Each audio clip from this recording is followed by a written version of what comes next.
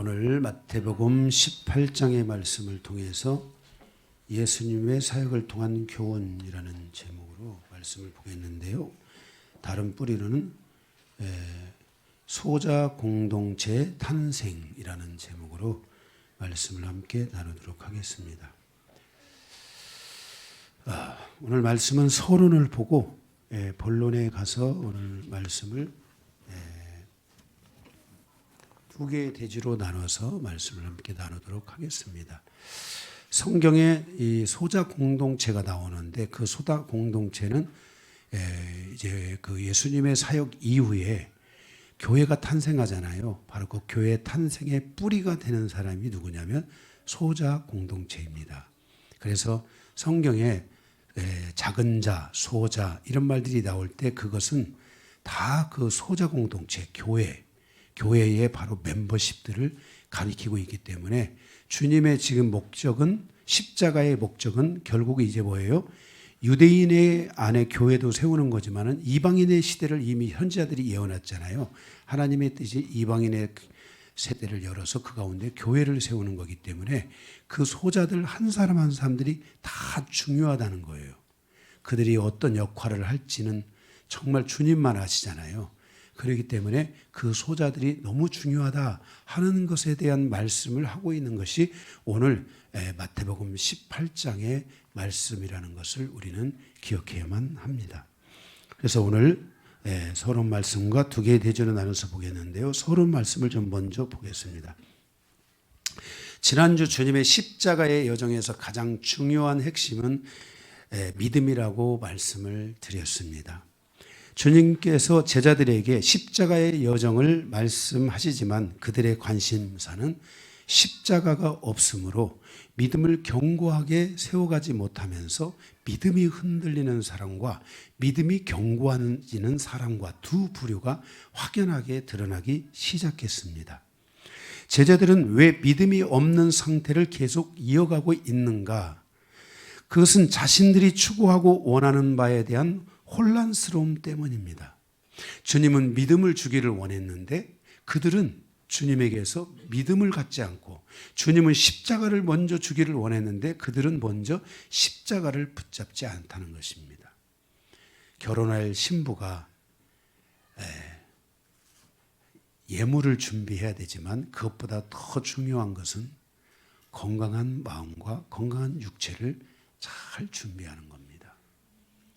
이런 것처럼 신앙생활에 있어서 정말 하나님이 우리 인생의 여정을 열어갈 때 우리에게 다른 여러 우리가 바라는 것들을 향해서 가는 그것을 이루어주기를 바라는 그런 것도 중요하지만 먼저 그것들 이전에 주님은 십자가의 여정과 믿음의 여정과 이런 것들을 잘 열어가기를 원합니다. 이게 잘 열려야만이 앞으로 우리가 내가 죽을 때까지 내가 죽고 나서도 다음 세대가 내가 이 땅에서 존재했던 것들을 통해서 더 큰 하나님의 역사에 참여되어지고 쓰임을 받을 수 있는 그 놀라운 일들이 이루어지게 될 줄 믿습니다. 그래서 우리가 이 자기가 원하는 바에 대한 혼란스러움 때문에 제자들의 믿음이 성장하지 않는 것입니다. 신앙생활의 여정에서 자신이 원하는 바를 신앙생활로 가져가면 믿음에 대한 혼란이 생기게 됩니다. 믿음은 순수한 믿음에서 점점 강해집니다. 순수한 믿음의 과정에 그 첫 출발에 십자가에 대한 정확한 깨달음이 있어야만 한다는 것입니다.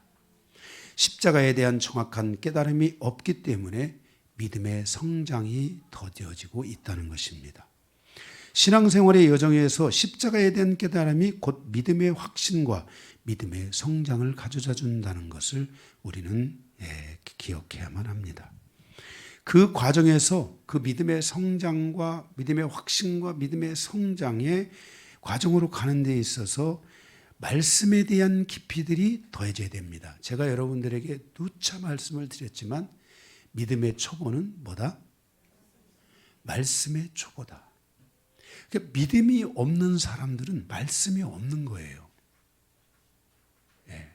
그래서 히브리서에 때가 오래므로 너희가 마땅히 믿음의 선생이 돼야 될 텐데 말씀이 없으니까 젖을 먹고 있으니까 그 성장이 없으니까 믿음의 성장과 믿음의 성장은 곧 믿음의 역사잖아요.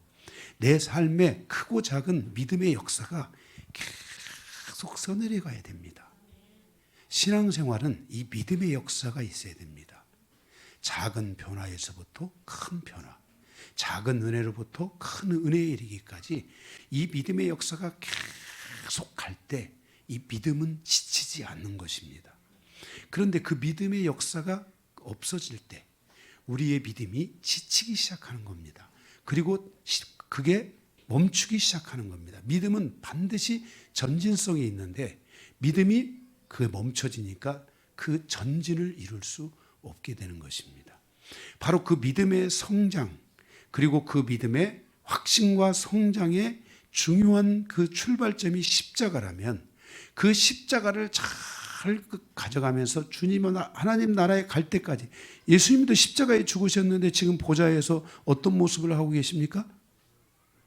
화려한 왕관을 쓰고 계신가요? 그러면 피 묻은 어린 양으로 계신 거예요. 왜냐하면 아직 우리의 구속이 완전히 끝나지 않았기 때문에 주님은 여전히 피 묻은 옷을 입고 아버지 옆에서 보좌편에서 지금 그 피 흘린 변호라서 변호하고 있는 거예요. 내가 조금만 넘어지고 내가 조금만 피를 흘려도 아버지께서 야 쟤들 왜 저렇게 노냐? 그럼 예수님이 짜잔 변호사 가셔가지고 아버지 제가 저들을 위해 피 흘렸습니다. 아 그렇지. 그리고 싹 지나가는 거예요. 우리를 죄 없다 하시는 거예요. 우리의 허물이 없다 하시는 거예요. 우리는 거기에 우리의 그 하나님 아버지가 우리를 그렇게 붙들어 주셨기 때문에 내가 허물이 있었고 여러 가지 부족함이 있었음에도 불구하고 그것을 예수님이 다 변호해 주시기 때문에 지금 내가 무엇을 구해도 아버지는 앞의 것은 생각지 않고 현재 것을 바라보며 우리에게 응답하시는 거예요. 이런 영적 질서들이 우리 안에 계속해서 풀어져 가야 돼요. 그래서 십자가를 통해 우리의 믿음이 순수해지기 시작하고 그리고 그 십자가의 여정을 계속하는 과정에서 우리의 믿음의 확신과 성장이 와야 되는데 믿음의 확신과 성장의 에너지를 계속 더해주는 것이 말씀이에요. 그래서 말씀을 놓치면 안 돼요. 우리가 사사기에 가보면 그들이 하나님을 놓치고 말씀을 놓쳐서 결국 멸망의 길을 향해서 이제 가는 거잖아요. 그잖아요. 영적인 방황을 하게 되는 거잖아요. 사사시대가. 우리가 이렇게 말씀의 삶으로 가지 않으면은 우리들 마음에 스스로가 공허함을 갖게 돼요. 믿음에 대한 공허함들을 갖게 돼요. 신앙생활을 해봐도 뭐 별거 없더라고. 신앙생활은 딱 1년이야. 1년 뜨겁고 그 다음부터는 뭐 그냥 아무렇게나 가도 돼. 이게 아니에요. 신앙생활은 갈수록 뜨거워야 돼요. 죽기까지 뜨거워야 돼요. 그래서 제가 그런 분들을 좋아해요. 정말 가다가 마지막 그 자기의 그 믿음의 그 불꽃을 태울 줄 아는 사람. 이게 주의 정도 이런 사람들은 천국에 갑니다. 하나님 나라에서 귀하게 쓰임 귀한 자들이 될 거예요. 그런데 갈수록 믿음의 불꽃이 뭐 용광로에서 모닥불에서 그다음에 저기 촛불에서 성령불로 불면 꺼질 것 같은 이런 상태로 점점 가가지고 나중에 누가 한번 부는데 그 불마저도 꺼져가지고 교회 가지고 아유 교회 안 가? 이렇게 신앙생활이 이렇게 이거는 정말 이렇게 가면 안 돼요. 사단이가 전략적으로 이렇게 따라가면 안 돼요. 우리의 믿음은 계속 곱하기로 가면 제일 좋고 믿음은 곱하기로 가야 돼. 제가 이 영성의 시간을 통해서 하나님이 저에게 주신 은혜가 뭐냐면 더하기 신앙이 아니라 더하기 영성이 아니라 하나님은 저에게 곱하기 영성을 주신 거예요. 그래서 성도들이 믿음이나 이 모든 게 곱하기로 가. 처음에 1 더하기 1은 얼마야? 1 곱하기 1은? 넣는 것 같잖아. 곱하기도 못하네. 곱하기도 못해. 그러면 그 다음에 여기 여기서 잘하세요. 2 더하기 2는 2 곱하기 2는 4. 그 다음 잘해야 돼. 여기까지는 이제 괜찮아. 3 더하기 3은 3 곱하기 3은 4 더하기 4는 4 곱하기 4는 여기서부터는 차이가 완벽하게 나는 거야.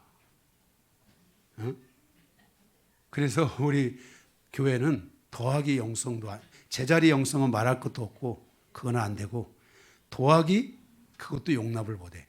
곱하기로 가야 돼. 그러니까 말씀대로 믿고 막 아멘 하고 막 가는 거야. 곱하기로. 응? 할렐루야. 될 줄 믿습니다. 내가 힘으로 될 줄 믿는 게 아니야. 정말 하나님께서 성경에 그렇게 말씀하신 것을 전 믿는 거야.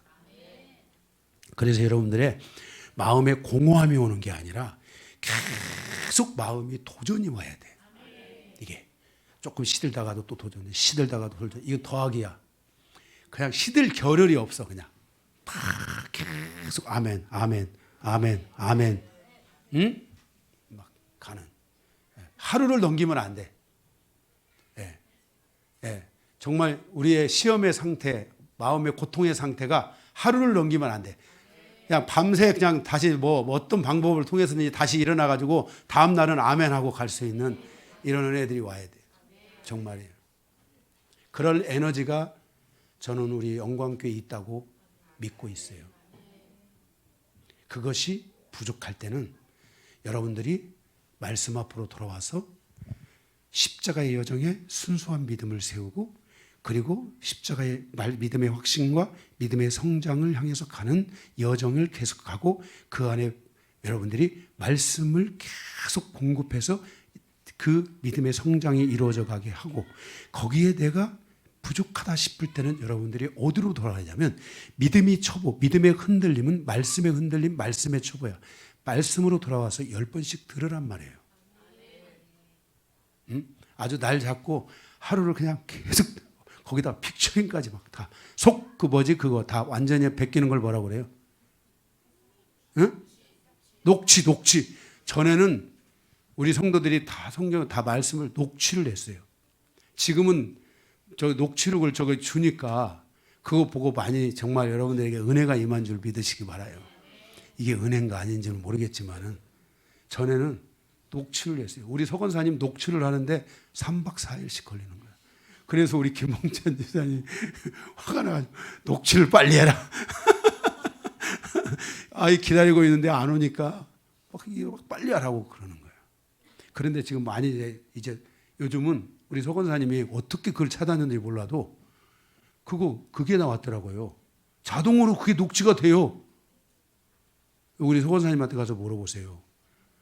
자동으로 번역되는 게 제 설교가 막 말을 하고 지금 이게 이 말이요. 다 지금 이 녹취로 뜨는 거예요. 지금 이제 이게 다 올라와요. 제가 지금 쓸데없는 얘기를 하지 말고 가야 돼요. 자. 그래서 이런 말씀의 삶을 통해서 내게 안에 사도 바울은 그렇게 표현했어요. 2가지로. 너희 안에 큰 확신과 성령의 역사, 성령의 능력이라고 표현했어요. 우리에게는 믿음 안에 2가지가 있어야 돼요. 하나는 큰 확신이 있든지 말씀을 통한 큰 확신을 계속 가져가든지 아니면 성령의 능력이 여러분 안에 계속 오든지 이 상태를 여러분들이 계속 가지고 가는 여정이 되게 해달라고 기도해야 돼요. 거기서 믿음의 역사들이 탄생하고 만들어지는 거예요. 여러분의 인생이 고난의 책을 쓰는 게 아니라 역경의 책을 쓰는 게 아니라 믿음의 역사에 대한 책들을 쓰기를 전 주님의 이름으로 축복합니다. 만약 여러분들이 이 믿음의 역사에 대한 책들을 쓴다면 정말 여러분은 위로를 받는 게 아니라 여러분은 그것을 통해 하나님의 권능과 하나님의 영광을 볼 수 있게 되는 것입니다. 성경은 인간의 역사를 보는 것이 아니라 하나님의 영광을 봐야 됩니다. 그래서 여러분들이 그런 삶을 향해 달려가야 될 줄로 믿습니다. 주님께서 두 번째 걸쳐 십자가의 말씀을 죽음을 전하시지만 제자들은 십자가에 대한 깨달음보다 예수님이 왕으로 등단해서 자신들이 가지고 있는 고통과 아픔을 씻어주고 자신들의 배고픔과 굶주림을 해결해 주실 것이라고 생각하는 마음이 더 큰 상태에 있었습니다. 그 결과로 제자들의 믿음은 성장하지 못했고 다른 면에서 예수님의 이 말씀을 잘 가르침을 받는 무리가 있었으니 그 무리가 바로 소자였던 것입니다. 소자들의 믿음은 제자들의 믿음이 지금 멈추어져 있고 지금 그 혼란스러워 있을 그때에 소자들의 믿음은 폭발적인 성장을 가져오면서 바로 초대교회의 교회를 세우는 큰 밑거름으로 가게 되는 바로 그 발판, 그런 것들이 마련되는데 바로 그게 소자공동체의 탄생인 것입니다. 그래서 오늘 이 말씀을 통해서 주시는 말씀이 바로 그 소자들에 대한 말씀이라는 것을 여러분들이 기억하고 우리 말씀을 들으시면 큰 은혜가 될 줄 믿습니다. 오늘 말씀은 두 개인데, 첫 번째 내용입니다. 제자들의 연약함을 통해 주님의 제자들의 연약함을 통해 주시는 주님의 교훈, 주님의 제자들의 연약함을 통해 주님이 가르치시는 교훈에 대해서 보도록 하겠습니다. 첫 번째는 여기에 이 번호가 여기 지금 3개가, 여기가 제일 많아요. 번호가 3개가 있어요. 작은 번호가. 첫 번째, 제자들의 변론과 제자들의 연약함에 대해서 보겠어요. 1절에서 5절이에요. 첫째, 거기에 또 작은 번호 1번, 동그라미 1번 아니면 첫째 해도 됩니다. 1절에 천국에서 누가 크냐 그랬어요. 제자들의 변론과 제자들의 연약함에 대한 것을 보고 있죠. 첫째, 천국에서 누가 크냐. 그러니까 자기를 낮추는 자들은 천국에서 큰 자요, 자기를 높이는 자들은 천국에서 작은 자다라고 주님이 말씀하십니다. 주님께서 지금 이 여정은 점점 이제 십자가를 지시기 위하여 예루살렘으로 계속 올라가는 그 여정입니다. 그 예루살렘을 향해 간다는 것은 이스라엘의 수도를 향해서 간다는 거잖아요. 이때 제자들은 예수님이 이제 예루살렘에 가면은 거기서 왕으로 등극할 줄로 알았던 것입니다. 그래서 그들은 자신이 높은 자라고 생각하고 높은 자리에 앉으려고 합니다. 그래서 어떤 사람은 주님의 우편이다, 좌편이다, 앞편이다, 뒤편이다 막 하면서 막 서로가 막 자기 12명이니까 어떻게 막 서열을 정해야 되잖아요. 그 안에서 막 자기들이 뭔가를 하나 막 차지하려고 막 지금 몸부림을 치고 있는 이런 과정 속에 있습니다. 그래서 제자들이 누가 더 큰 자인지를 주님께서 선택해 주시기를 그들이 원했던 것입니다.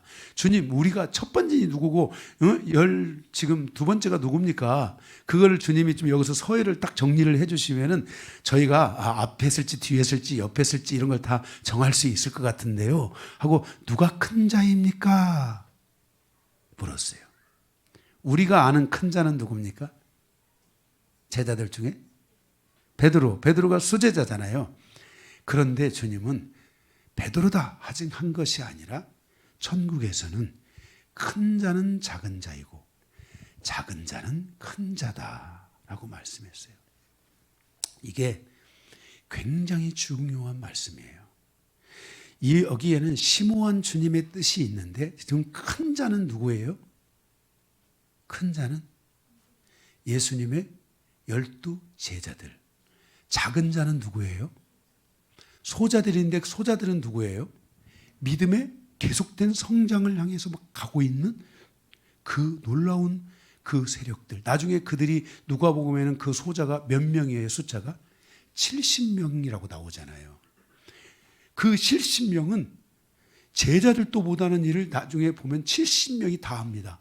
그런데 70명이 나가서 복음을 전하고 귀신을 쫓아내는데, 이것 때문에 사단이가 하늘로부터 땅으로 떨어지는 거예요. 성경에 사단이 2번 땅으로 떨어지는데요. 한 번은 엘리야 시대에 엘리야의 기도를 통해서 땅에 떨어지고요. 두 번째는 70인의 사역자들이 귀신을 쫓고 말씀을 전하는데 이 소자들에게는 뭐가 있었어요? 십자가의 여정과 믿음의 계속된 성장과 믿음의 확신과 믿음의 성장과 함께 하나님의 말씀을 붙드는 힘들이, 에너지들이 있었던 거예요. 그렇게 가서 말씀을 전하고 말씀을 드러내는데 막 귀신들이 떠나갈 뿐만 아니라 사단이가 아주 막 하늘에서 땅으로 떨어지니까 예수님이 거기서 손을 벌여 대주제이신 여호와여 하면서 그 예수님이 막 거기서 하나님을 향해 손을 높여주고 기도하고 찬양하는 높이는 그 놀라운 장면이 있잖아요. 누가복음에 있어요. 17장 정도 가면 가서 한번 읽어보세요. 네. 그래서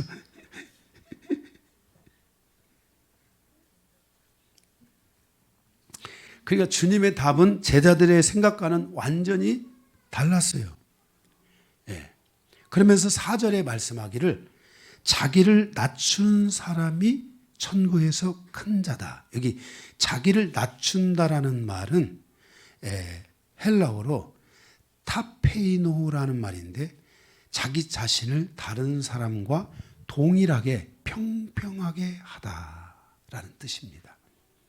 그러니까 우리는 항상 신앙생활의 여정에서 중요한 것 중에 하나가 하나님 앞에서는 너와 나는 평범하다라는 것을 깨달아야 돼요. 우리가 조금만 내가 너보다 높다 이런 생각을 갖는 즉시 거기에 이 사단이가 탁 들어오는 거예요. 교만해지는 거예요. 교만하면은 큰일 나는 거예요. 그래서 우리가 항상 이렇게 평평하다. 너와 나는 별 차이 없다. 평평하다. 이런 마음을 항상 우리가 가질 때 그때 하나님이 그들을 인생의 여정에서 높이시기 시작하는 거예요. 그래서 이런 분들이 진짜 놀라운 분들이라고 할 수 있어요. 모든 사람은 항상 자기 자신을 높은 이치에 올려놓으려고 하며 또한 높은 이치에 올려놓고 있다는 것을 우리는 주변에서 잘 보고 알 수 있습니다.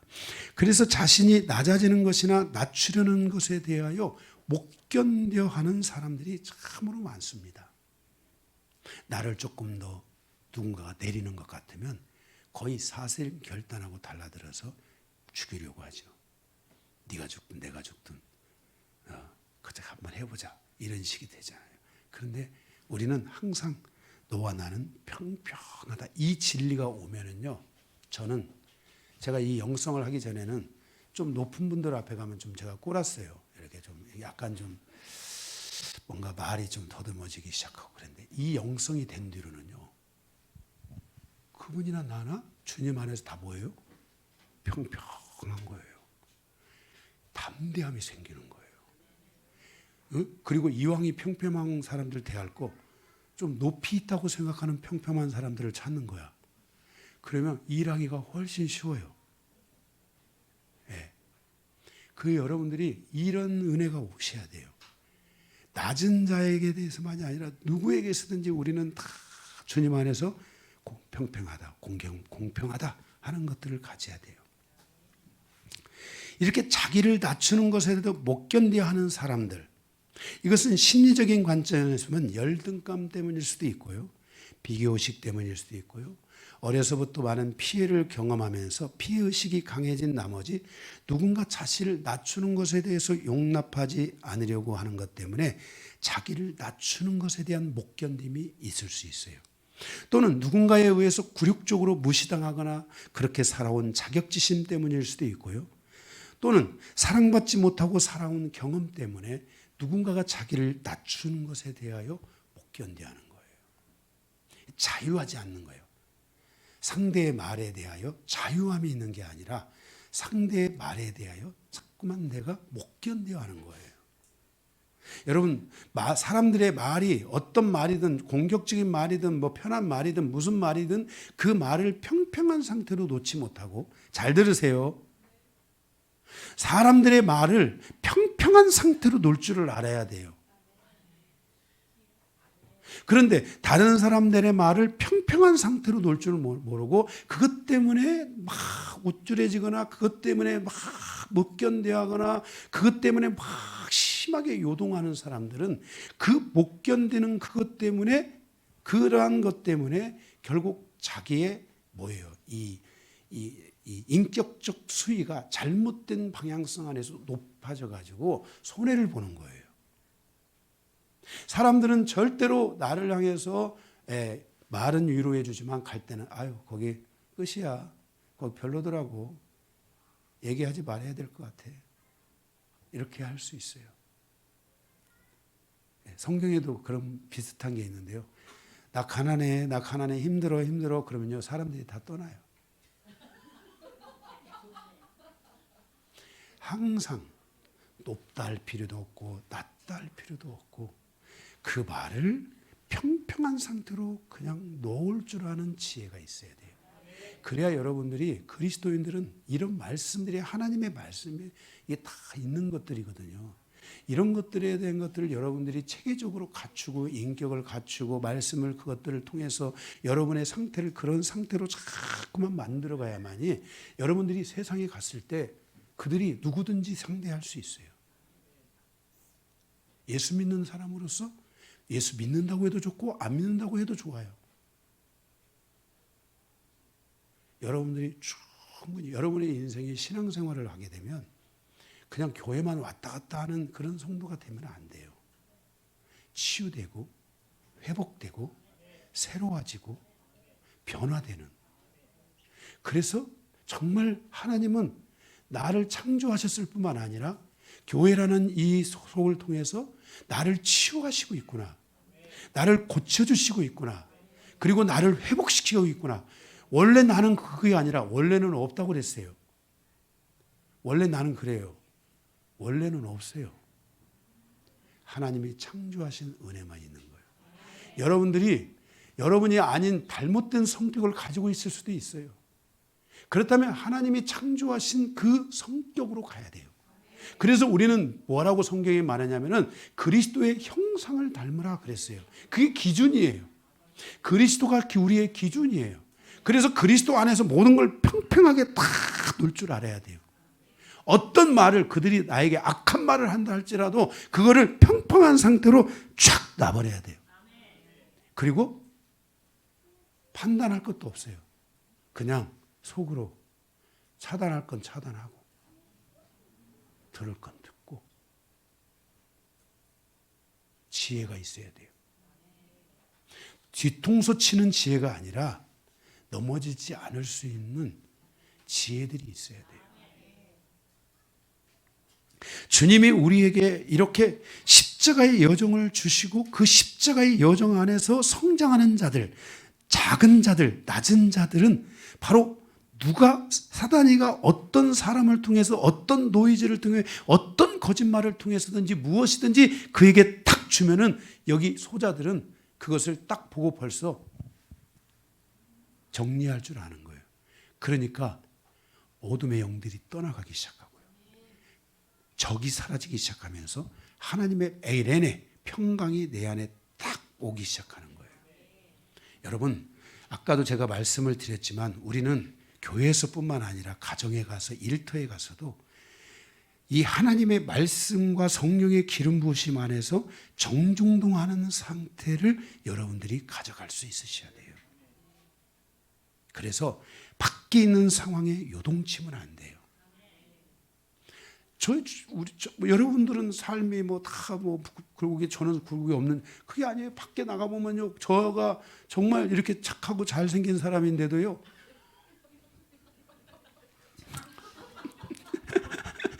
처음으로 한 거예요. 내가 처음이죠. 우리 성도 처음이 아니에요. 내가 15년 만에 처음 한 거네요. 갑자기 왜 이런 실수가 튀어나와서. 그런데도요, 정말 이 목사님들도 상처도 많고 아픔도 많은 분들이 치유가 안 된 분들이 많아요. 그러다 보니까 팡팡 쏟아내는 거야. 그러면요, 그냥 거기다가 보혈의 양탄자를 갖다가 쫙 깔아버려요. 그냥. 그리고 평평해지는 거야. 그게 나한테 영향을 줄 것도 없고 내 말이 그 사람에게 영향 받을 거라고 생각도 안 하고 하나님이 하시면 된다. 하나님이 해주세요. 하나님께 도움을 구하는 거예요. 하나님이 도와주십시오.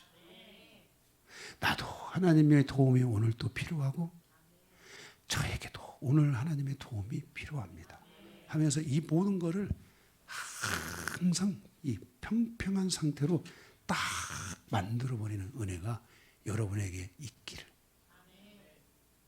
그래서 여러분들이 자기를 낮춘다라는 것은 말해서 아유 제가 뭐 상대가 막 상처 있는 말을 하잖아요. 그래도 이 한마디에 자기를 딱 낮추는 거예요. 근데 그 낮아짐이 비굴해지거나 땅으로 내려가거나 그런 상태가 아니라 그 모든 것을 평정하는 거예요. 여러분 안에 이런 평정심, 이 정중동의 상태, 예수의 말씀만 딱 붙잡는 상태, 성령의 기름 부심만 딱 붙잡는 상태, 그리고 나는 그 믿음을 붙잡고 믿음의 전진. 그런데 그런 사람들이요 그렇게 하잖아요. 그러면요 그 사람들이 무서워해요. 왜냐하면 믿음의 전진이 그 사람 안에 이루어지는 걸 보거든요. 하나님의 지혜가 임하는 걸 보거든요. 그렇게 하면 하나님의 믿음이 임하고요. 그렇게 하면 하나님의 지혜가 임해요. 해보세요. 오늘 이 부분이 잘 안 깨달아지시는 분들은 집에 가서 한 20분 정도는 계속 이것만 파고 들어도 좋아요. 파고 들어보세요. 이게 뭘까? 이게 어떻게 해야 될까? 오늘 목사님 말씀하는 게 이게 뭔가? 응? 제가 말씀드리는 이런 내용들은 제가 어디서 가서 지식을 갖다 온 게 아니라 정말 주님과 저와의 이 영성의 시간을 통해서 제가 경험한 거예요. 제가 지금도 경험하고 있고 지금 그렇게 가고 있는 거고 그것이 정말 놀라운 역사가 있다는 걸 알고 있는 거야. 그러니까 여러분도 하시면 돼. 우리는 교회는 더하기가 아니라 뭐라고요? 곱하기니까 돼.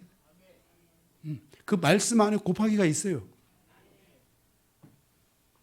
그러면 여러분들이 그런 열등감 때문에 여러분들이 전혀 이제는 당하지 않을 거예요. 비교 시기 때문에 당하지 않고 피의식 때문에 당하지 않고 어떤 자기가 그 자존감 그래서 자신을 낮추는 것 때문에 못 견뎌하는 마음들이 생기지도 않을 것이고 굴욕적인 그런 마음도 생기지 않을 자격지심 사랑받지 못했던 것들로 말미암아 억울해서 그런 마음의 감정들이 나가고 하는 이런 일들이 없어질 거예요. 그래서 여러분들이 십자가를 붙들고 계속 구원의 믿음의 확신과 믿음의 성장을 가지고 가면서 말씀을 계속 공급하고 그 안에서 소자들처럼 계속 성장해 가면서 자기를 딱 낮출 때 말씀은 내 안에 말씀을 보세요. 말씀의 에너지와 힘이 이렇게 큰데 어마어마하게 말씀의 에너지와 그 힘이 큰데 내가 거기서 나를 제가 부족합니다. 그렇다고 해서 그 사람이 부족할까요? 말로 하라는 게 아니라 진심으로 하나님 앞에 하든 제가 정말 부족합니다. 이럴 때 모든 것은 하나님의 은혜 안에서 다 가게 돼 있어요. 천국에서 큰 자는 자신을 낮추는 사람이라고 말씀하고 있어요. 믿음 밖에서 살았던 나의 삶은 그것이 저주스러운 삶이라도 다른 사람이 제재할 수 없습니다. 왜냐하면 다른 사람이 제재를 받을 이유가 없기 때문입니다. 그냥 묶여 있어서 그냥 살면 됩니다. 성질이 있으면 그냥 성질을 가지고 살면 됩니다. 그리고 그냥 성질을 부리면서 살고 그러고 다 할 수가 있습니다. 그런데 그리스도 안에 들어가 보면 그것이 나의 묶여있던 삶에 대해서 제재를 가하기 시작하고 나의 변화를 요구한다는 것입니다. 그런데 우리가 세상에서 그렇게 살다가 큰일 나는 사람들 많습니다.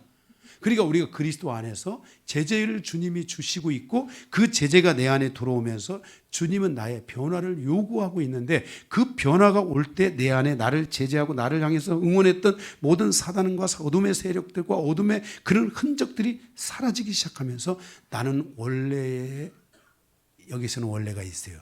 나의 모습, 주님이 원하는 모습으로 다시 돌아오는 거예요. 돌아와야 돼요. 우리 아이들이 우리 여기 지금 우리 손주가 돌아다니는데 이 아이가 앞으로 어떻게 될지 누가 알았겠어요? 우리가 여러분들이 그렇게 될지 누가 알았겠어요?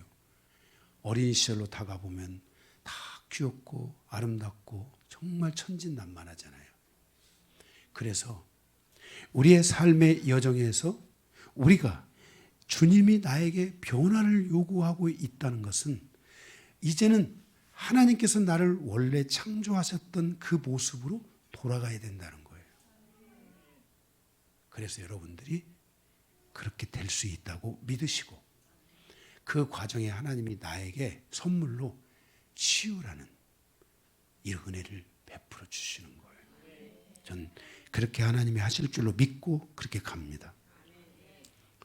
이것이 주님이 세워가고자 하는 공동체의 모습입니다. 교회가 세워져가는 초기에 제자들은 자신을 낮추는 것에 실패하고 있고 십자가를 향하여 가는 믿음의 부족함을 드러내고 있는데 오늘 주님이 말씀하시는 이 본문의 주제가 중심이 되는 소자들은 제자들이 안 되고 있는 것을 소자들은 다 지금 이루어가고 있다는 것입니다. 그래서 주님께서 첫 번째 천국에서 누가 크냐를 말씀하시고 둘째 5절에 어린아이의 비유를 통해 가르침을 주십니다. 누구든지 내 이름으로 어린아이와 같은 어린아이와 같은 작은 자에다 동그라미를 쳐야 됩니다. 작은 자 하나를 영접하는 것이 주님을 영접하는 것이다. 영접이라는 것은 받아들이다라는 말인데 환대하거나 이해함으로 수용하는 것을 의미합니다. 모든 사람은 자신이 이해할 수 있는 것들과 자신의 생각을 통해서 판단되는 것만을 수용하라고 해요. 자신이 이해할 수 있는 것만 수용하려고 하고 자신의 생각을 통해 판단하는 것만, 판단의 수준만큼만 그것을 수용하라고 해요. 자기에게 이해가 안 되고 자기 생각의 판단에 옳다고 여겨지지 않는 것에 대해서는 좋은 것이라도 수용을 하지 않으려고 하는 잘못된 질서를 가지고 있어요. 인생사에서 작은 자를 영접하는 것은 그 작은 자를 영접하는 것을 훈련하는 사람은 많지 않습니다. 그래서 작은 자를 영접하기보다는 자기 아래 놓으려는 경향성이 더 많습니다. 그래서 누구든지 나보다 낮은 것을 이해하는 것은 결코 나보다 낮은 자를 이해하는 것은 결코 쉬운 일이 아닙니다. 내 생각에 한 번만 그가 나보다 못한 존재라고 여겨지면 사람들의 속성은 결국 그를 환대하기 쉽지 않습니다. 전 나보다 못해. 이 마음을 한 번 갖기 순간 쟤는 내 아래야. 그들은 자신들이 너무나 부족한 존재라는 것에 의심하지 않고 실제로 그들은 그 당시 버림받은 존재와 같은 자들이었는데 그들을 바라볼 때 그 아래로 두어버리는 성향을 가질 수 있게 된다는 것입니다. 그런데 그래서 제자들도 그들을 아래로 보려고 하는 거예요. 아래다 둔 거예요. 이미. 뭐 우편좌편 하는데 그들은 저기 끝에가 있는 자들인 거예요. 제자들의 입장에서도요. 그런데 그 낮은 자들, 그렇게 정말 부족하고 연약한 자들인데 그들이 예수님을 만난 거예요. 그리고 그들이 치유되고 회복이 되기 시작하고 그들 안에 치유되고 회복되는 과정에서 믿음이 들어가고 말씀이 들어가니까 이들에게 능력이 생기고 파워가 생긴 거예요. 모든 것을 평평하게 탁 놔버리는 능력들이 생겨버린 거예요.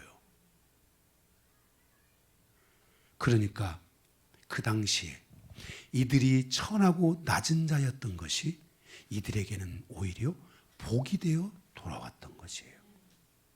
그리고 그들은 점점 자신을 철저하게 낮추는 것에 성공하기 시작하고 그리고 그들은 주님의 그 놀라운 영광과 그의 영광과 그의 모든 권능을 소유하는 은혜가 열린 거예요. 가난해질 것도 없어요. 이미 가난해요. 그러니까 주님이 주시는 것을 그냥 다 받아서 자기의 소유로 삼기 시작하는 거예요. 그렇게 탄생하고 있는 공동체가 바로 소자들이고 그 소자들의 무리가 소자 공동체, 70여 형제라고 성경은 우리에게 표현하고 있다는 거예요. 그래서 오늘 주님께서는 이 첫 번째 제자들의 연약함을 통해 주님이 주시는 가르침, 그 교훈은 무엇이냐? 첫째 뭐였어요? 제자들의 변론과 제자들의 연약함에 대한 것들을 드러내고 있는 것이었어요. 두 번째, 첫 번째 가로 2번이죠. 가로 2번 두 번째. 이 비유에서 어린아이들은 누구냐? 소자들이라는 거예요. 이 비유에서 어린아이들은 소자입니다. 그들은 초대교회의 뿌리가 되었습니다. 소자들의 영성과 제자들의 영성의 차이점은 무엇인가? 소자들은 자신을 낮추고 주님이 가시는 십자가의 여정을 이해하고 깨닫고 자신도 십자가를 따라가는 것을 두려워하지 않았다는 것입니다. 그 결과 소자들은 믿음의 충만함과 믿음의 확신을 가지고 믿음의 성장을 향해 계속하는 정말 곱하기의 여정이 그들 안에 시작됐던 것입니다. 그래서 예수님이 십자가에 죽으실 때쯤에서 제자들은 그때도 방황하고 있는데 이미 이 70의 형제들은 마가의 다락방에 모여가지고 성령의 충만함을 구하는 120문도의 형제들로 꽉 차서 막 그들이 그곳에서 막 그 하나님의 그 주님의 약속을 바라보며 기도하고 있는 거예요.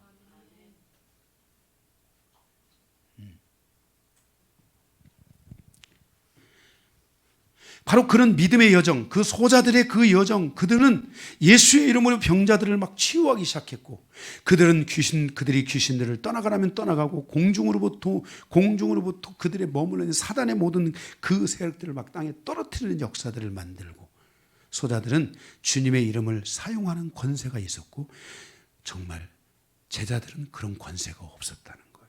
여러분, 주님이 가졌던 여정을 가고 주님의 말씀을 먹고 주님의 믿음을 가진 사람들에게는 주님의 이름에 대한 권세가 생겨요. 그냥 예수 이름으로 이렇게 한다고 해서 다 권세가 있는 게 아니에요. 그 이름을 사용할 줄 아는, 그 이름을 믿는 힘, 그 이름을 붙잡는 힘의 에너지들이 강한 사람들이 돼야 돼요. 바로 그들이 주님의 이름의 권세를 가진 자들이에요.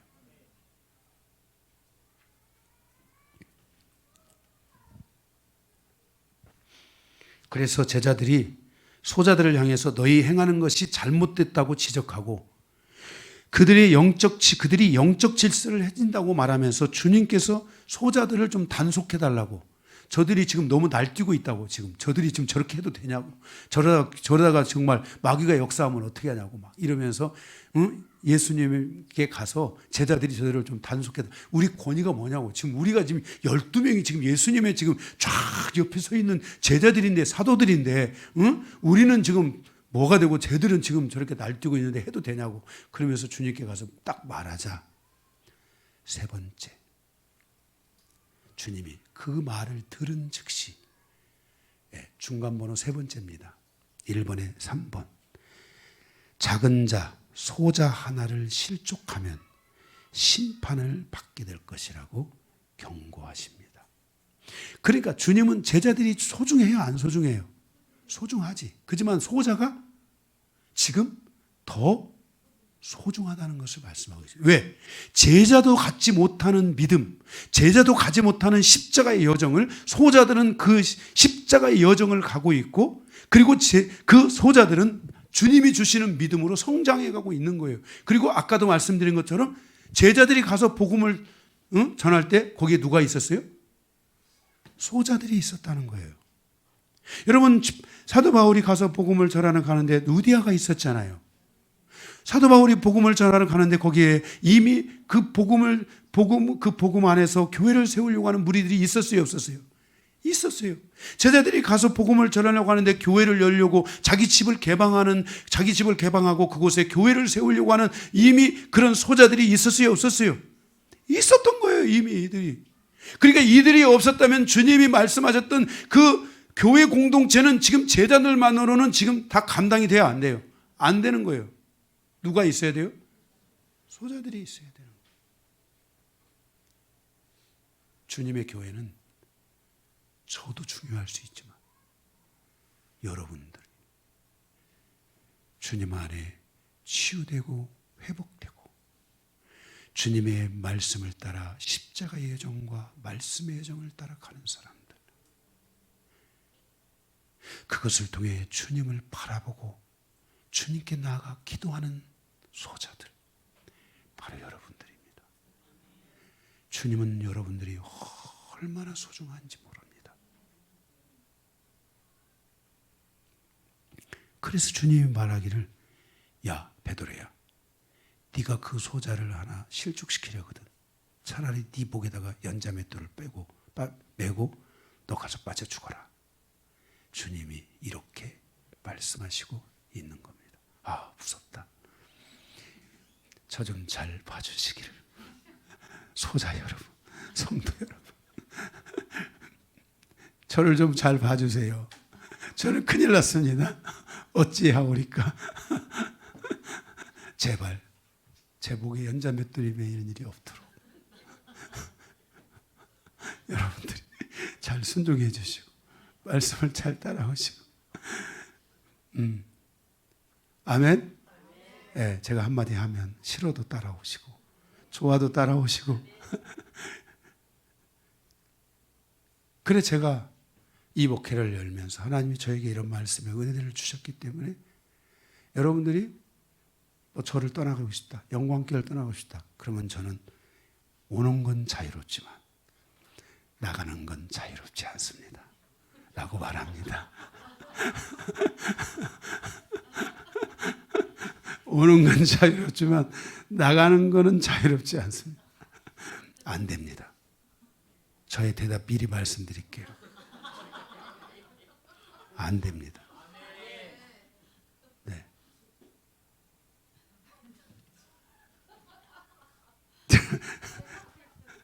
네. 그래서 안 됩니다.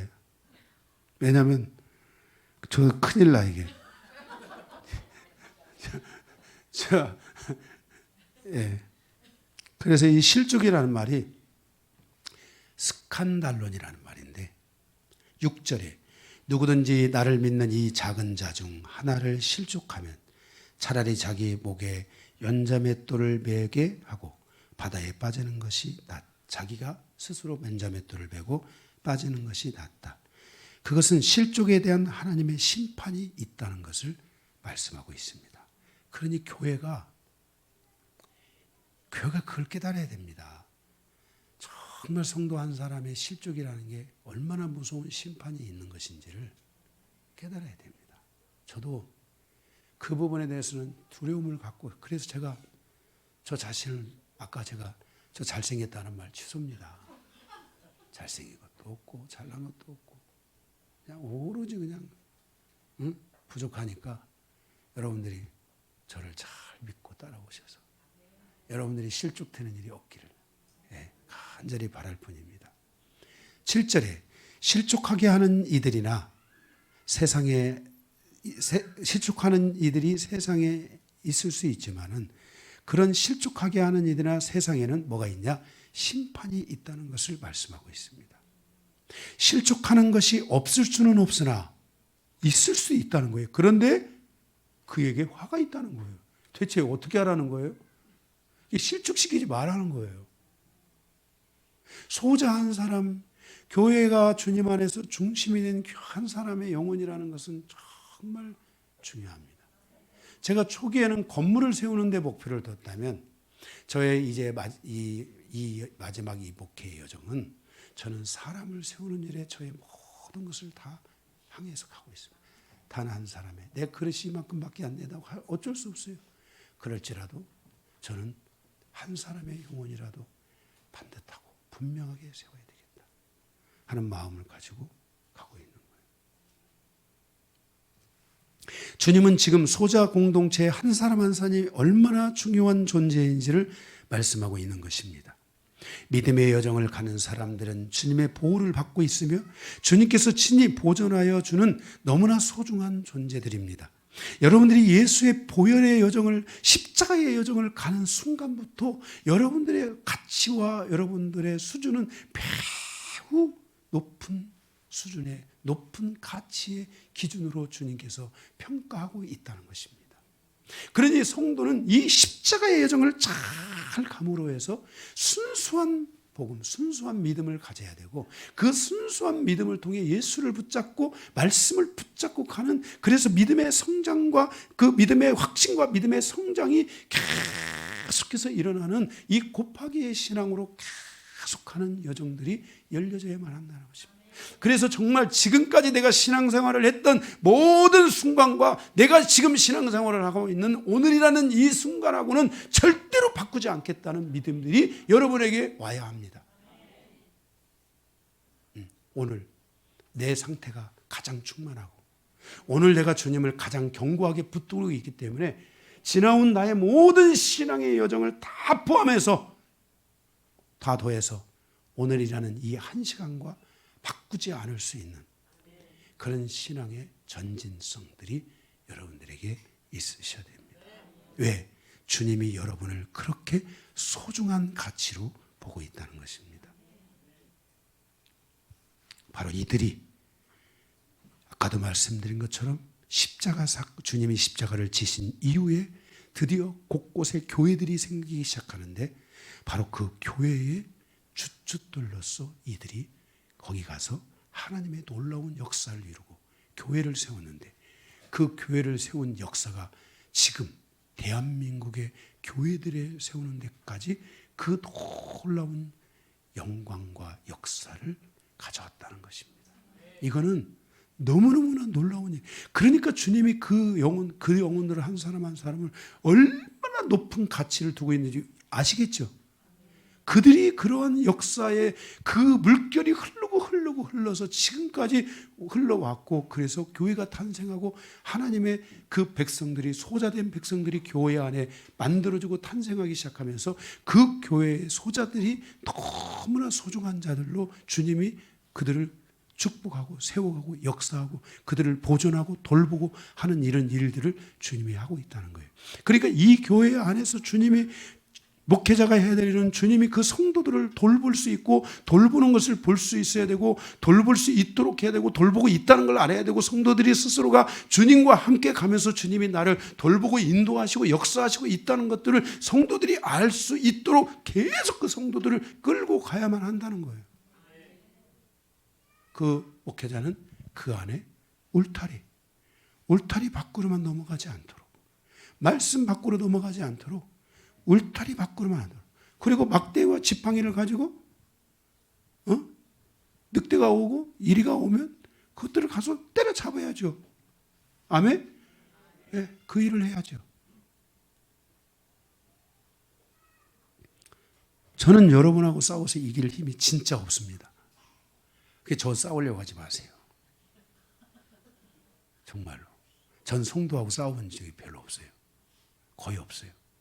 전 성도들한테는 져요. 근데 제가 잘하는 거는 일이나 늑대는 제가 지금까지는 잘 때려잡아 왔습니다.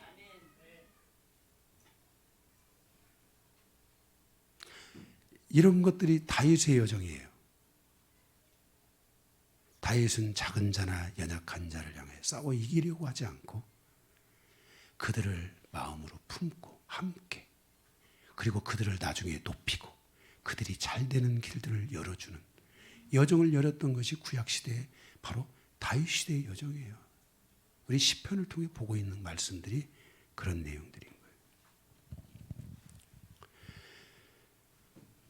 8절에 너희 지체들로 인하여 누군가를 실족한다면, 9절에 너희 지체들로 인하여 누군가를 실족한다면, 너희 입으로 누군가를 실족한다면, 너희 눈 때문에, 너희 손 때문에 누군가를 실족한다면 차라리 손 하나를 잘라라, 이렇게 말할 정도니 너무 무서워요.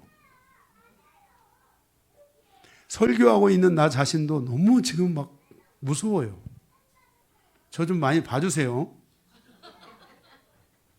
예? 좀 많이 봐주셔야 돼요. 제가 좀 부족해도요, 기도해 주세요. 예. 제가 여러분을 위해 기도하는 것처럼 여러분도 저를 위해 기도해 주시기를 부탁합니다. 네. 네 번째, 소자에 대한 비유로 양 100마리 중 잃은 양 한 마리에 대한 것을 얘기했어요. 자, 이 100마리는 길을 잃어버린 양이에요? 아니면 소자예요? 소자 중에 하나를 잃어버린 거야. 그러니까 우리가 여기 잃은 양 찾기 해가지고 밖에 나가서 안 믿는 사람들을 막 한 마리 찾아 나서고 이런 개념이 아니야. 교회는 이게 뭐예요? 여러분들이 양 100마리야. 밖에 있는 그게 아니라 주님 안에 있는 양 100마리가 여러분인 거야. 근데 여러분 중에 한 사람을 만약에 한 사람이 길을 잃었다면 주님이 이 말씀을 하고 있는 거야. 그러면 목자는 어떻게 해야 된다는 거야? 그 99마리에게 기도하라고 해놓고 그 한 마리 양을 찾아 나서야 된다는 거야. 그리고 그 한 마리 양을 찾았을 때 99마리가 잘 기도하고 있는데 그 잃어버린 한 마리를 찾았을 때 주인의 기쁨이 크다는 거야. 그래서 이 양 100마리는 소자인데 이 소자의 가치가 다 중요한데 그 한 명의 가치도 정말 중요하다는 거예요. 이게 바로 잃어버린 양 100마리의 비유의 말씀이에요. 그러니까 우리가 이게 여러분 한 분이 잃어버려지고 힘들면 이 말씀을 아는 제가 마음이 아플까요? 안 아플까요? 아프죠. 그러니까 계속 기도하고 또 기도하고 계속 하나님만을 계속 바라보고 그렇게 가는 거예요. 할렐루야. 그래서 바로 그 한 마리 잃어버린 양, 위험에 처한 양은 처한 양에 대한 주님의 마음은 바로 소자의 가치예요. 소자들, 주님을 통해서 치유받고 회복하고 구원받은 사람들, 십자가의 여정을 가는 사람들, 말씀을 붙잡고 가며 믿음의 확신과 믿음의 성장을 이루는 사람들, 바로 그들은 너무나 소중한 자들이에요. 그들이 교회의 중심이 되고 주님의 나라의 주축이 되는 존재들이에요. 그러므로 그들의 가치가 얼마나 크고 중요한지를 우리가 서로 알고 서로가 서로를 귀하게 여기는 믿음이 있어야 하는 것입니다. 그럴 때 우리는 소자 한 사람 한 사람도 잃지 않고 주님이 원하시는 믿음의 공동체를 이뤄가는 그 일에 우리가 쓰임받을 수 있게 되는 것입니다. 그래서 오늘 첫 번째 주님이 주셨던 말씀은 제자들의 연약함을 통해 주님이 주시는 가르침이에요. 그 가르침의 내용이 뭐예요? 주님의 제자들은 십자가의 여정도 이해하지 못하고 주님이 가시는 길도 이해하지 못하고 주의 말씀대로 견고하게 못 붙잡고 지금 방황하고 힘들고 막 그러고 있는데 소자들은 잘 가고 있는 것을 보여주면서 바로 우리의 믿음이 이 소자 공동체의 사람들처럼 가야 된다라는 것을 주님이 십자가의 순환, 십자가에 죽으실 것을 두 번째 말씀하시고 난 다음에 이 가르침을 주셨다는 것은 주님의 십자가의 죽음이 머지않았다는 것을 말하고 있고 결국 주님이 십자가에 죽을 때 바로 그 믿음의 중심에 누가 있다? 소자가 있다는 것을 주님이 우리에게 여기서 계시하고 암시해 주고 있다는 것입니다. 예, 여러분이 얼마나 소중한 존재인지 모릅니다. 자, 여러분 서로를 향해서 당신은 보석 같은 소중한 존재이십니다. 다시 한 번 더 선포해. 당신은 주님의 소자입니다. 네, 할렐루야. 주님의 소자예요. 너무나 소중해요. 그래 좀 조금만 더 다른 때보다 조금씩만 더 잘하세요. 집에 가셔도 잘하고 그냥 만날 때도 잘하고 교회에서도 잘하고 조금씩만 잘하시기 바랍니다. 예, 조금씩만 더 잘하세요. 자, 마지막 두 번째 어린 내용이 여기 다 아는 내용인데 소자의 연약함에 대한 용서의 범위를 통한 교훈이에요. 15절에서 35절이에요. 여기서 변화가 3개 있는데 첫 번째는 소자의 연약함, 연약한 형제를 대하는 자세에 대해서 말씀하고 있어요. 그것은 바로 용서에 대한 가르침이에요. 내 형제가 죄를 범하거든 어떻게 하라겠어요? 개인적으로 먼저 좀 풀어라. 개인적으로 풀어라. 두 번째는 복수로 풀어라. 2명이나 3명이나 몇 명이 함께 가서 그 소자가 넘어지지 않도록 잘 풀어라. 그런데 만약에 죄를 지었는데 하나가 가고 몇이 갔는데도 그가 자기 자신을 돌이키지 않는다든지 그렇게 하지 않는다면 공동체를 통해서 풀어라. 그래도 안 되면 어떻게 했어요? 응? 그래도 말하고 교회의 말도 듣지 않거든 이방인과 세리와 같이 여기라. 무서운 말씀이에요. 그래서 우리가 연약한 형제들이 있을 수 있잖아요. 그럴 때 여러분들이 막 말을 막 여기서 말을 막 추추추추 해가지고 거기가 이상해졌대 이렇게 하지 말고 한 사람이 조용히 가서 풀고 빨리 풀고 시간이 답이야. 가서 빨리 풀고 최선을 다해서 풀어서 그런 것들을 그냥 사라져요. 풀면 사라져요. 자, 옆에 얘기하세요. 풀면 사라집니다. 자, 마귀는요 그거를요 야 그거 풀어도 안 사라져 그러는데 그건 마귀가 거짓말하는 거예요. 그 마귀 노이즈예요. 풀면 사라져요. 하나님은 우리에게 우리의 영에 망각이라는 기능을 주셔서 말씀도 기억하기 바쁜데 쓸데없는 것들 기억하고 살지 않도록 하세요. 그래서 그걸 망각하게 사라져버리게 하세요. 할렐루야. 그러니까 여러분들이 사단이가 그거 안 사라질 거야 이런 한번 팍 때리고 사라져 얘기해 주세요. 그리고 해결하세요. 한 사람이 안 되면 몇 사람이 하고 교회가 하고 참 이렇게까지 하는 과정에서 우리는 거의 그냥 1대1 이렇게 안에 끝내야 돼 이게. 아멘. 그래서 난 여러분들이 어떤 일이 생겨도 관여도 안 해. 알아서 해결할 거라고 믿기 때문에. 그 알아서 또 해결들 하는 것 같더라고. 난 모르겠지만. 그래서 빨리빨리 해결하고 이런 부분들이 여러분 안에 그렇게 하면서 우리 안에 이런 소자 공동체에 대한 그런 그 부족함들이 있잖아요. 이런 것들을 여러분들이 채워가고 그것들을 풀어가고 하는 시간들이 있어야 돼요. 만약에 이걸 안 풀면 어떻게 되냐. 18절에 성도는 절대로 땅의 것을 통해서 영적으로 하늘에 매이면 안 돼요. 성도는 땅의 것을 풀어서 영적으로 하늘에 매인 것들을 풀어야 돼요. 이 단어를 여러분들이 가서 외우세요. 이 말씀이 18절 말씀을 제가 해석한 거거든요. 다시 한번 성도는 절대로 땅의 것을 통해서 영적으로 하늘에 매이면 안 돼요. 성도는 땅의 것을 풀어서 영적으로 내가 영적으로 하늘에 묶여 있어. 하늘에 지금 뭐예요? 막혀 있어. 막혀 있는데 땅의 것을 풀어서 하늘의 영적인 것들을 푸는 사람이 돼야 돼요. 아멘. 네, 그래서 여러분들이 이 말씀을 꼭 명심하시고 잘 풀어가는 여러분들 되시기 바랍니다.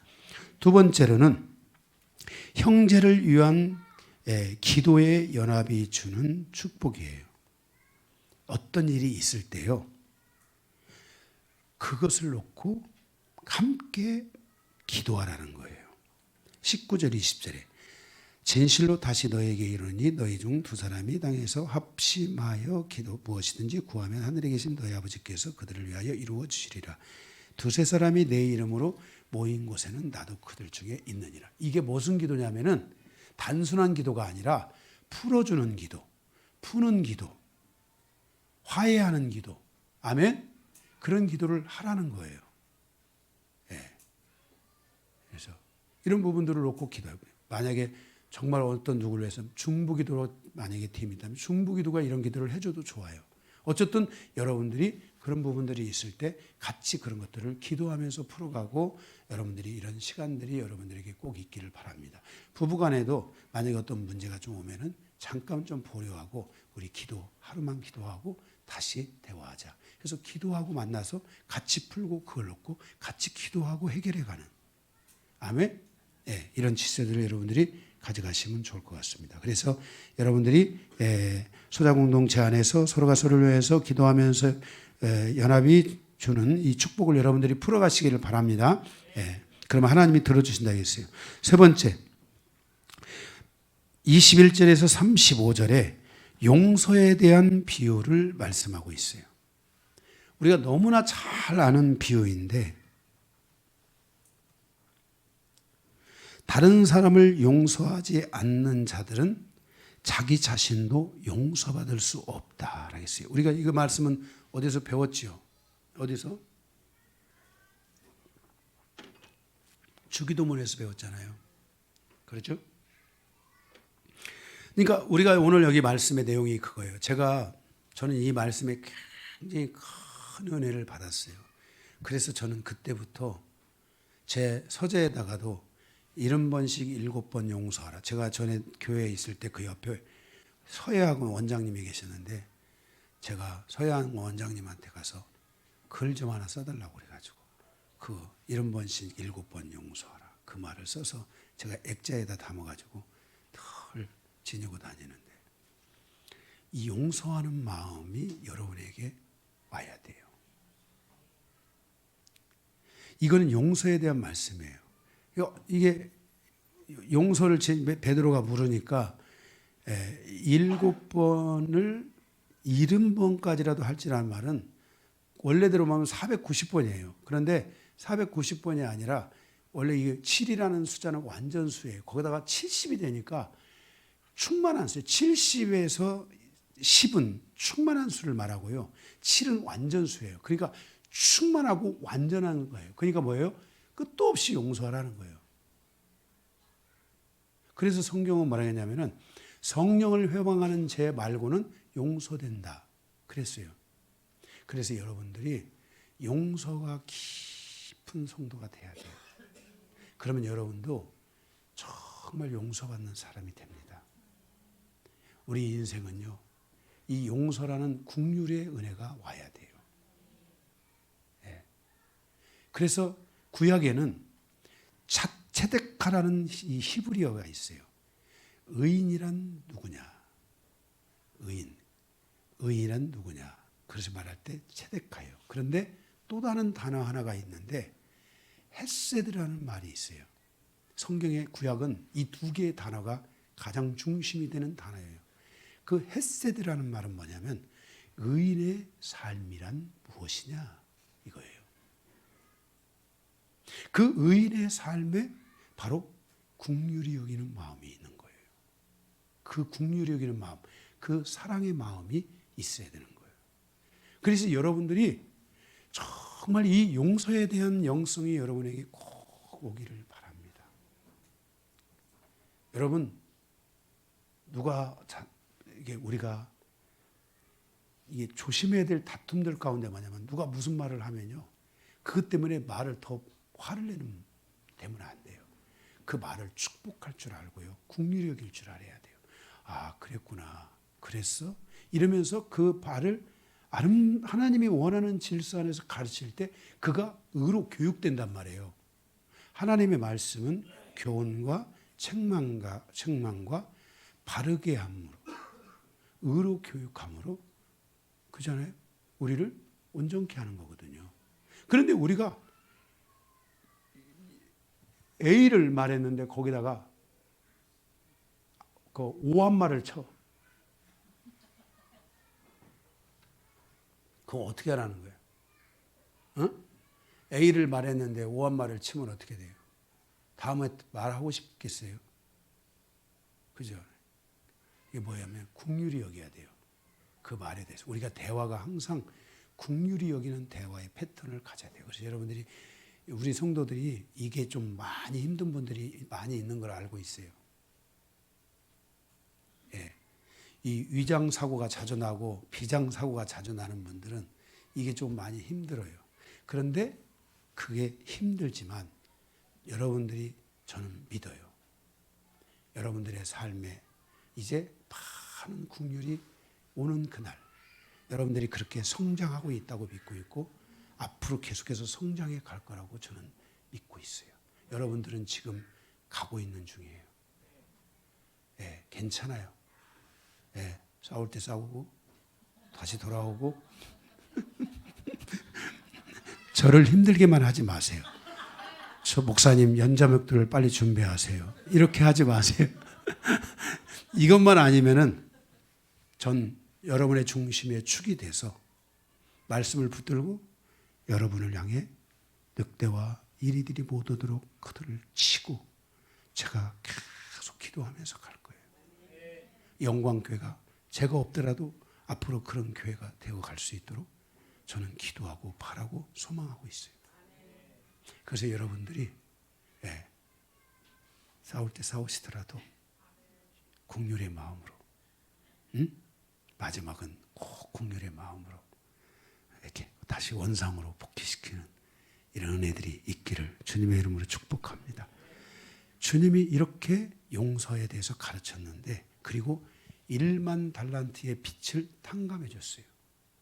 그게 만약에 100억이라면 100데나리온의 빚을 진 자를 100억을 탕감받은 사람이 100만 원 탕감, 그 100만 원 빚진 사람을 그걸 탕감해 주지 않는 거야. 탐욕이 생겨가지고, 야, 주님 앞에 금방 주님 100만 원 갚아주셔서 감사합니다. 탕감. 살았다 하고 돌아오면서 친구만 그 만나가지고, 야, 너 100만 원 왜 안 갚아? 빨리 갚아. 아유, 제가 없어서 못 갚아요. 그러니까 그럼 너 감옥에 가야지 하고 감옥에다 쳐는 거야. 그거를 주님이 듣고서 하신 말씀이, 내가 너에게 100억을 갚아줬는데 너 그 100만 원 안 갚아줬다고 걔를 옥에다 가두냐? 야, 너 그냥 100억 다시 갚아라 해가지고 옥에다 가두. 여기는 100만 원이니까 한 달만 살고 나올 수 있는데, 여기는 100억에 빚졌으니까 평생 살아야 되는 거야. 옥에 가둬버리는 거야. 이것을 통해 주님이 비유를 주지만, 이 말씀은 우리가 용서의 미덕, 긍휼의 미덕은 주님의 미덕이에요. 주님에게 사랑이 있는데, God is love.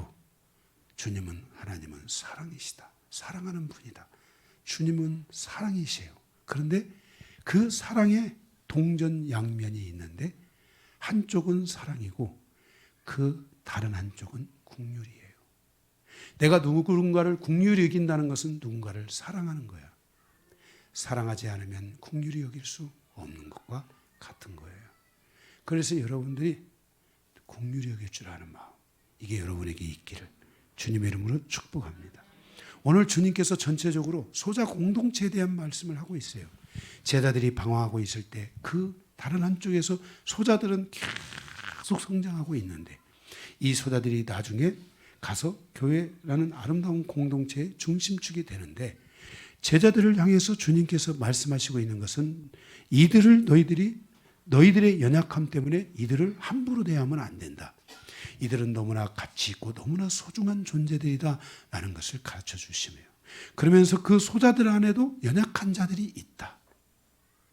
그 연약한 자들을 너희가 용서하고 돌보고 긍휼히 여기면서 가라.